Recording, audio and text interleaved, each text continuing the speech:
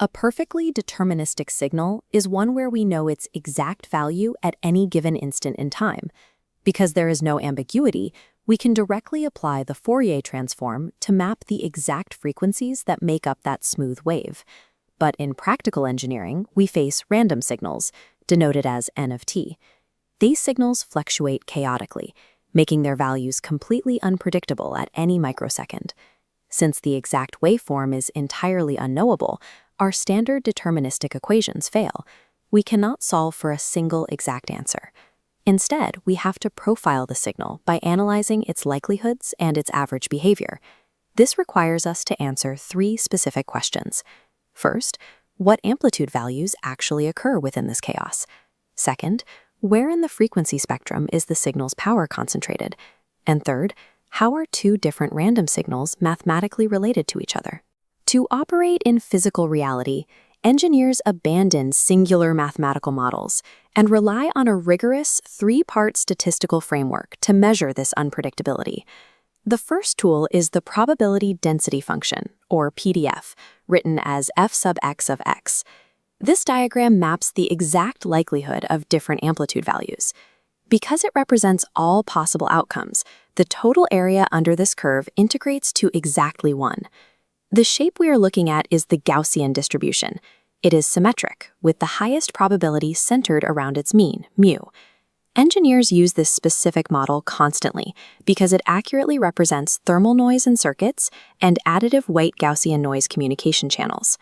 If we analyze a different source of interference, like the quantization error in digital converters, the shape changes to a uniform distribution. Here we see a flat rectangle. Every amplitude between interval A and B is equally likely to occur, with zero probability outside that strict range. The PDF tells us what amplitudes to expect, but it hits a mathematical breaking point when we ask, where do these amplitudes live in the frequency spectrum? This diagram illustrates the problem. We have two completely distinct time domain waveforms.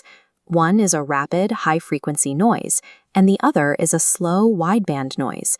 Yet, if you tally their amplitude likelihoods, both plot perfectly into the exact same bell curve. By charting only amplitudes, the PDF strips away all temporal and spectral information. It is impossible to calculate a signal's bandwidth or isolate its frequency components using only a probability density function. Calculating the exact probability of an amplitude voltage serves very little purpose if an engineer cannot locate where that noise actually exists in the operational spectrum. To map the frequency domain, we shift from probability statistics to power statistics, introducing the power spectral density, or PSD. Denoted as S sub xx of omega, the PSD is mathematically defined as the limit of the squared magnitude of the signal's Fourier transform over a specific time observation, t, as t approaches infinity. Looking at this plot, we can characterize white noise. White noise is not defined by its amplitude, but strictly by this flat horizontal PSD. It contains an equal distribution of power, sitting at a constant power density level and not across all theoretical frequencies. This chart shows how that theoretical flat line compares to realistic systems. Notice the confined rectangular block representing band-limited white noise, and the downward slope of the low-pass PSD, where the majority of signal power is concentrated tightly around low frequencies. The PSD precisely isolates where noise power lives in the frequency spectrum. But let's apply it to a basic engineering scenario. An input signal passes through an unknown black box to create an output signal. If we map the PSD of both signals, we might find identical power curves. However, the PSD alone offers no way to prove if these two signals are causally related to each other. Look back at the formula. Because the PSD squares the magnitude of the Fourier transform, it permanently destroys all phase information. It measures the power present, but mathematically wipes out the timing relationships required to measure causality. Profiling power over frequency provides a robust model for a single isolated signal, but analyzing a real-world system with inputs and outputs demands a mathematical proof of how different signals interact. This gap is filled by the Cross Spectral Density, or CSD, a metric specifically designed to measure the frequency domain relationship between two different signals. The CSD equation looks similar to the PSD limit function, but instead of squaring a single variable, it integrates both the input signal's Fourier transform, x sub t, and the output signal's transform, y sub t. The critical mechanism is right here. Notice the asterisk. That represents the complex conjugate of the second signal. By multiplying the first signal by the complex conjugate of the second, the equation preserves the imaginary numbers. This allows the CSD to successfully capture the relative phase difference between the two signals at every single frequency, completely solving the PSD blind spot. This table shows the complete analytical framework. We use the PDF for amplitudes, the PSD for a single signal's power, and the CSD to measure exactly how two signals relate, phase included. The complex conjugate acts as the mathematical bridge.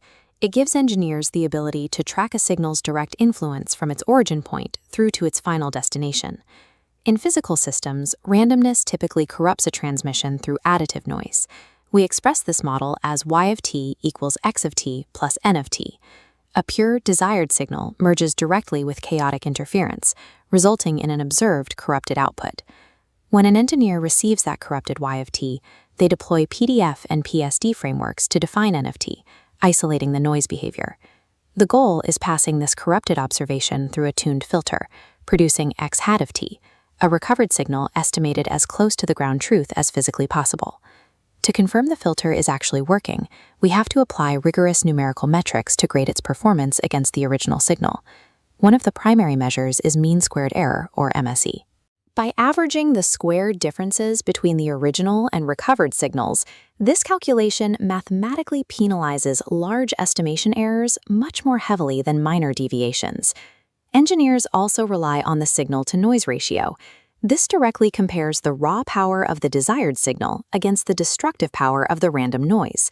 We typically calculate this ratio on a logarithmic scale, expressed in decibels.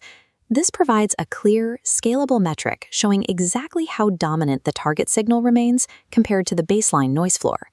By treating noise not as an impenetrable block, but as a definable statistical entity, random signal processing changes the entire objective. We stop seeking impossible, singular exact answers. Instead, we use the boundaries of probability, power distribution, and correlation to systematically extract truth from chaos.